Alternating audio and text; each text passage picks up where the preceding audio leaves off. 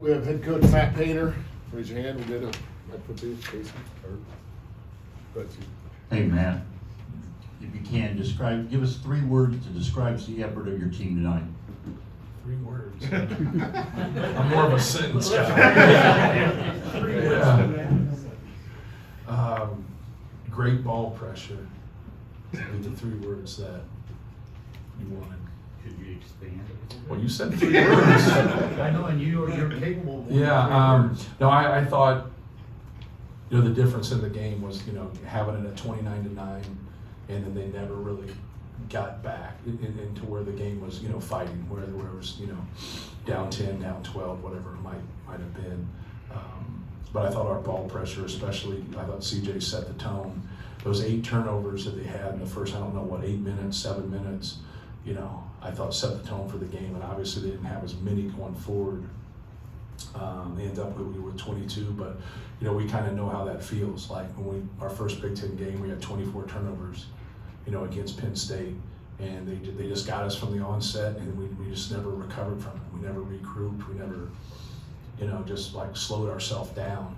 And but it was just one of those games where some things went our direction, and then we got in the open court and got some easy baskets. And when you're putting them on their heels in transition like that, and you have advantages, and we've played bigger in the past than we do right now, but that's something that would always hurt us, is that we would have ultimate size out there, but if we're going to turn it over and you got people at the rim, they're the ones furthest away from your rim, and now they have to, they keep turning it over and they're behind plays, and now if you don't get layups and then you get quick ball movement, now you're going to get open shots.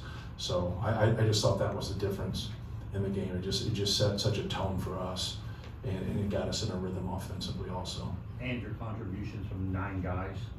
Yeah, just having depth and having balance really helps us. Obviously, Trey got in foul trouble in the first half a little bit. CJ got a little bit of foul trouble there, but all those guys were ready to play. I think we're really seeing some improvements, with our guys off the bench and just our overall depth. Matt, just how good was Braden tonight?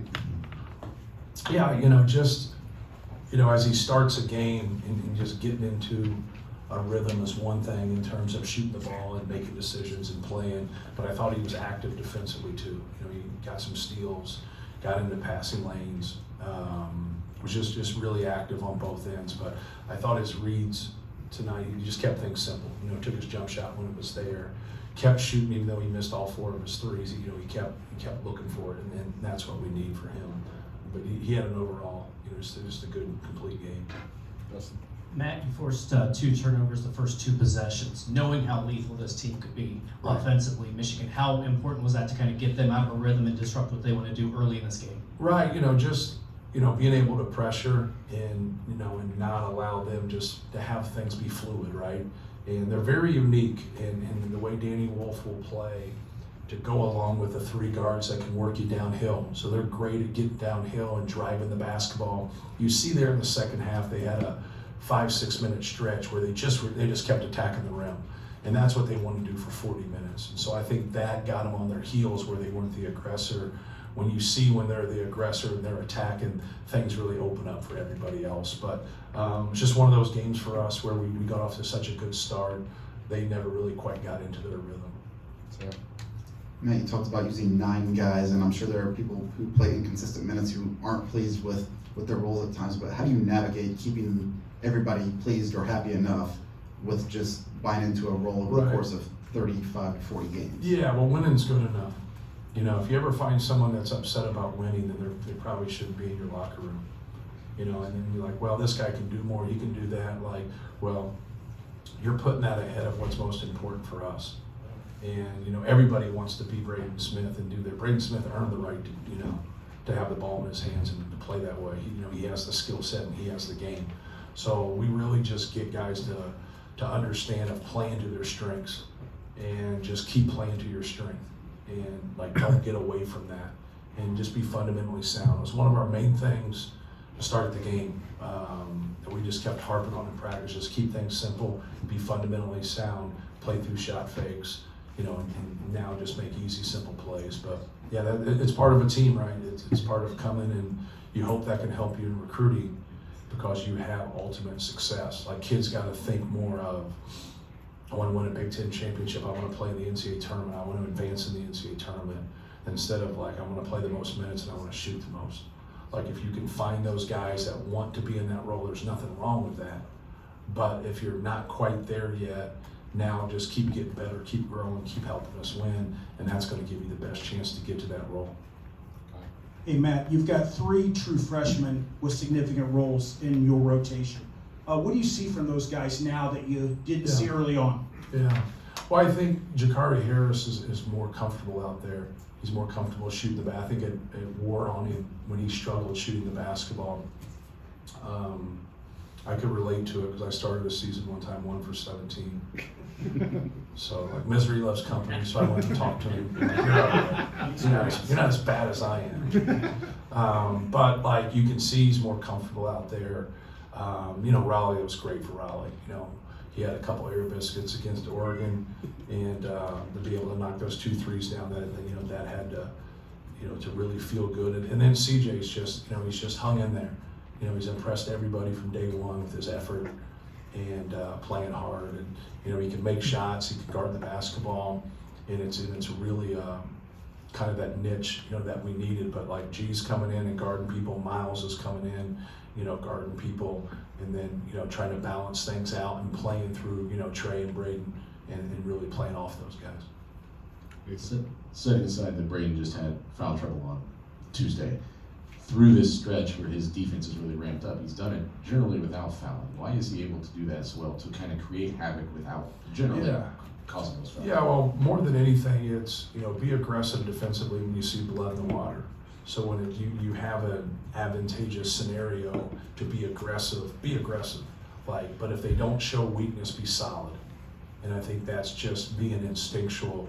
When he first got here, he just gambled just kind of on a whim, instead of just gambling when it presents itself.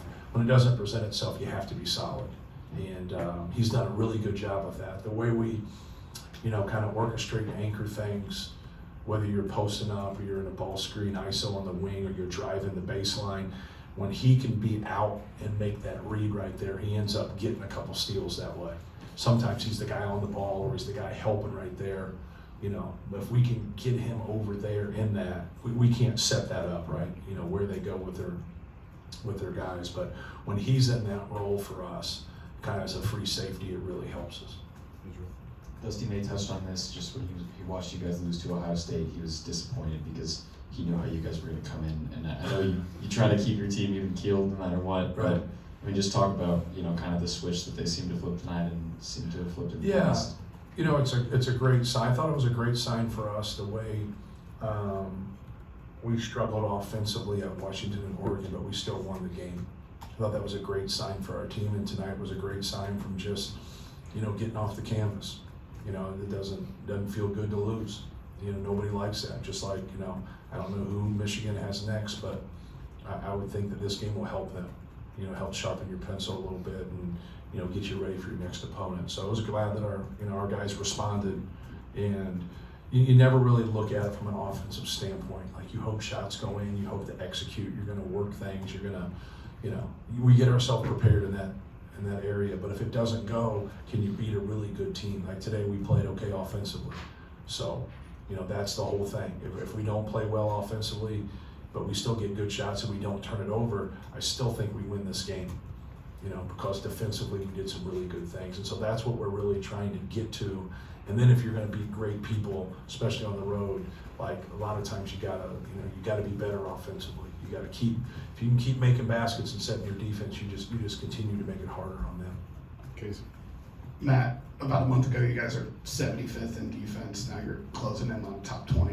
Do you have a comparison for just a team executing this much better on the defensive end this quickly in a season? Yeah. Well, we're not doing anything different than we were in the beginning of the year. We've just gotten better. And I think sometimes when you don't have a set rotation to start, you're trying to figure things out. You're making it harder on yourself, but yet you don't know, right? And so you're trying to get it figured out, like what's best for your team at that point. But we've stayed with it. I think a lot of times, especially someone with an untrained eye, when you see something and the other team has success, you say, well, that doesn't work.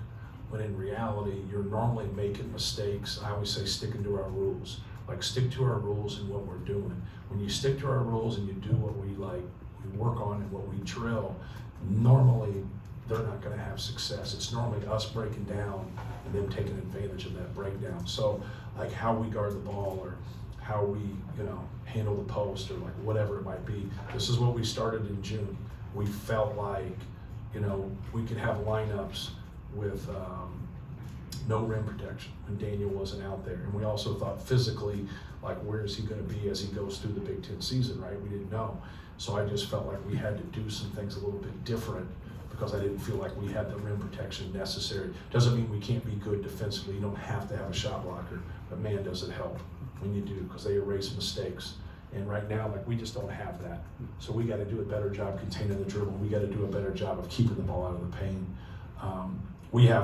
Everybody has more success when they keep the ball out of the paint, but we really have more success when when people get the ball in the paint. You saw that in the beginning of the second half. When they got the ball where they wanted to, they had success. When we kept the ball from getting in there, now we were generating turnovers and misses.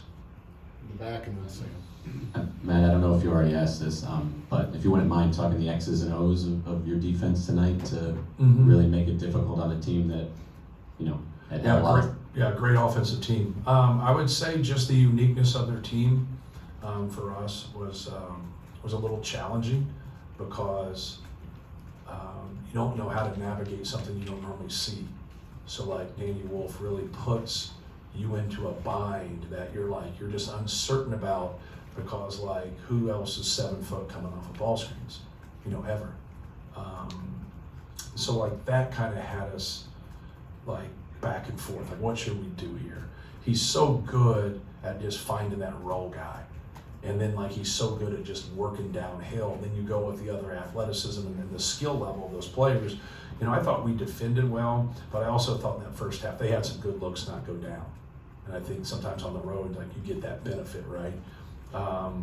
But yeah, they, Trey Donaldson and Burnett and Roddy Gale, their ability to drive the basketball, his ability to drive the basketball, and then Vlad has been as good as anybody in our league. And so like now we really didn't want him to get those deep post ups, and we tried to fight right there and try to come with a quick double with him. We tried to just stay with, Danny Wolf, and just like try to keep him from getting angles to the best of our ability. And then we wanted to switch as much as we could, but we didn't want it to be lazy switches. We wanted to be clean and keep the ball in front of us. So that was kind of the gist of it, without getting into the real weeds of like some of the specials that they run and how they handle it. But I thought our ball pressure was the difference though to start with.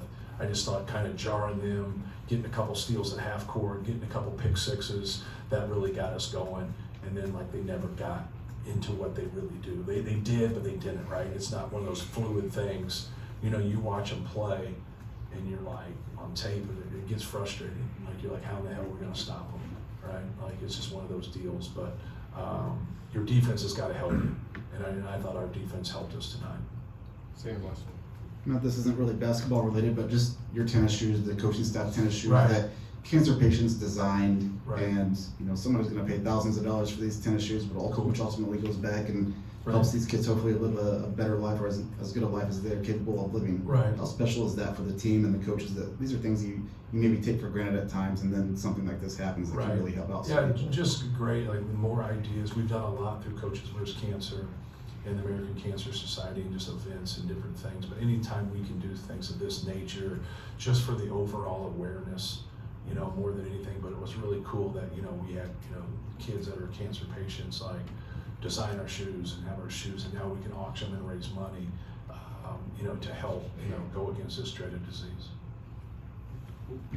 Thank you, guys.